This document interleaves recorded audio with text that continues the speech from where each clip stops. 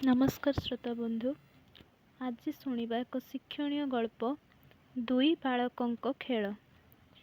दुई बालक परम मित्र थिले एवं विभिन्न प्रकार खेल खेलुथिले, किंतु सबु खेल रे जड़े सर्वदा जितुथिला तो आउ जड़े हारी जाउथिला।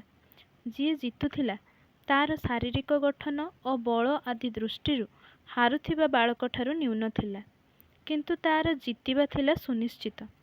बालक द्वयଙ୍କ खेल को लक्ष्य करुथिले जड़े प्राज्ञ व्यक्ति।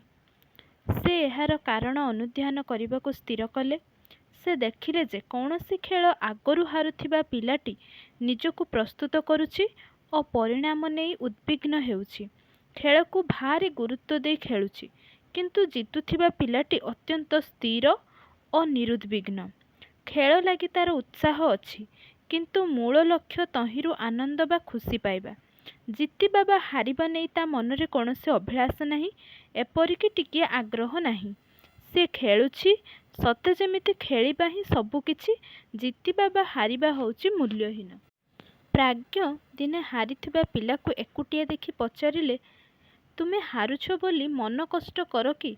से सदाबेले जितुछि बोली तम मनरे ईर्षा हुए कि?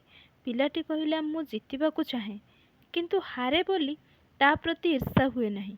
ता भली सांग मु कौठु पाइबी? प्राज्ञ को एबे दिसिला विजेतार एक भिन्न स्वरूप। एमिति जितिबी सेमिति जेमिति तार पराजित लोकंक मनरे कौनसी ग्लानि ईर्षा असूया सृष्टि करू नथिबो।